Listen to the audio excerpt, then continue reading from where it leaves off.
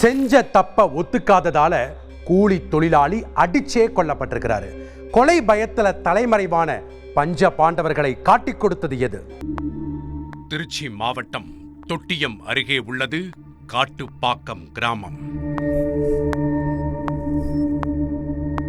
சம்பவத்தன்னைக்கு night அந்த area police ஸ்டேஷனுக்கு ஒரு போன் கால் வந்திருக்கு.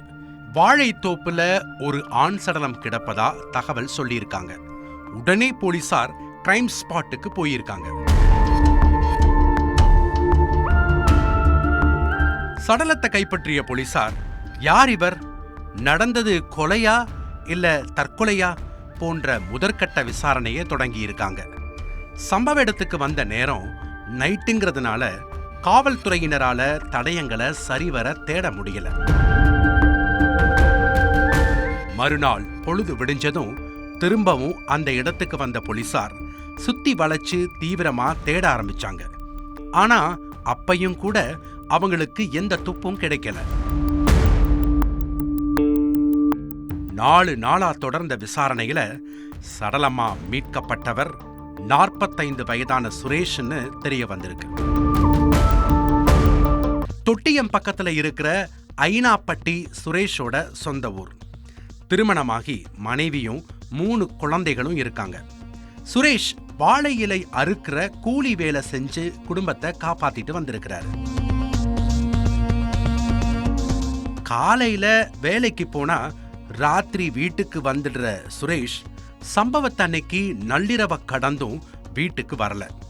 இதனால சந்தேகம் அடைஞ்ச குடும்பத்தினர் அவரை செல்போன்ல தொடர்பு கொள்ள முயன்றிருக்காங்க. ஆனா சுரேஷோட போன் ஸ்விட்ச் ஆஃப்னு வந்திருக்கு. ஒருவேளை வெளியூருக்கு வேலைக்கு போயிருப்பாரோன்னு நினைச்ச சுரேஷோட குடும்பத்தினர் அமைதியாகிட்டாங்க. இந்த சூழல்ல தான் அவர் சடலமா மீட்கப்பட்டிருக்கிறார். போலீசாரின் முதற்கட்ட விசாரணையில சுரேஷ் தற்கொலை செஞ்சுக்க வாய்ப்பில்லைன்னு தெரிய வந்திருக்கு. அதே நேரம் போஸ்ட்மார்டம் ரிப்போர்ட்டும் நடந்திருப்பது கொலைன்னு உறுதிப்படுத்தியிருக்கு. ஊருக்குள்ள விசாரிச்சதுல சுரேஷுக்கு யாரோடையும் முன்விரோதம் இருந்ததா தெரியல. இதனால இன்வெஸ்டிகேஷனை இன்னும் ஆழமாக்க நினைச்ச போலீசார் சுரேஷோட வேலை பார்த்தவங்க கிட்ட விசாரிக்க முடிவெடுத்திருக்காங்க. ஆனா சுரேஷ் காணாம போனதுல இருந்து அவங்களும் தலைமறைவாகிட்ட தகவல் தெரிய வந்திருக்கு. இது போலீசாருக்கு அவங்க மேல சந்தேகத்தை ஏற்படுத்துகிறது. உடனே தீவிர தேடுதல் வேட்டை நடத்திய போலீசார் தலைமறைவாயிருந்த 5 பேரை சுத்தி வளைச்சு பிடிச்சிருக்காங்க.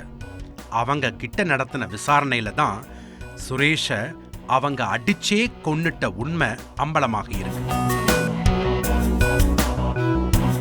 இந்த கேஸோட A1 அறிவழகன் தொட்டியம் பகுதியைச் சேர்ந்தவர்.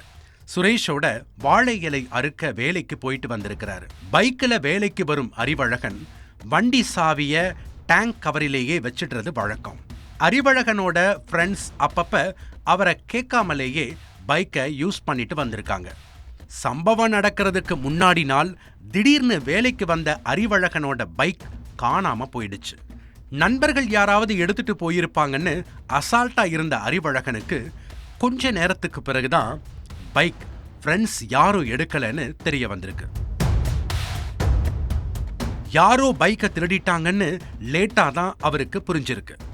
கூட வேலை பார்த்த எல்லார்கிட்டையும் விசாரிச்சிருக்காரு. யாருக்கும் எதுவும் தெரியல. சுரேஷ் கிட்டையும் அறிவழகன் விசாரிச்சிருக்கிறாரு. அவரும் தெரியாதுன்ற பதிலை தான் சொல்லி இருக்காரு.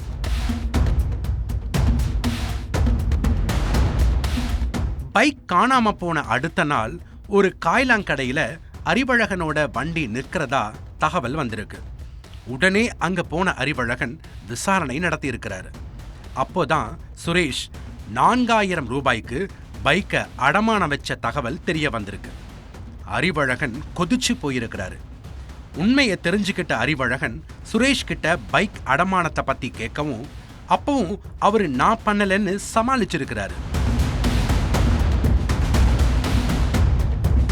இதனால கடுப்பான அறிவழகன் உடனே நண்பர்களை வர வச்சு வாழைத்தோப்புல சுரேஷ விசாரிச்சிருக்கிறாரு. ஆனா அப்பவும் அவர் பைக்கை எடுக்கலன்னு சொன்னதும் அந்த கும்பல் அவரை சரமாரியா தாக்கியிருக்கு. அடிச்ச அடியில சுரேஷ் ஸ்பாட்டிலேயே மயங்கி விழுந்து இறந்து போயிட்டாரு. கொலை கும்பலும் சடலத்தை அங்கேயே போட்டுட்டு அப்ஸ்காண்ட் ஆயிட்டாங்க. இந்த சம்பவம் தொடர்பா வழக்கு பதிவு பண்ண போலீஸ் அறிவழகன் உட்பட அவரது நண்பர்கள் 5 பேரை கைது பண்ணி நீதிமன்றத்தில் ஆஜர்படுத்தி சிறையில அடைச்சிருக்காங்க. செய்திகளை உடனுக்குடன் தெரிந்து கொள்ள உடனே சப்ஸ்கிரைப் பண்ணுங்க.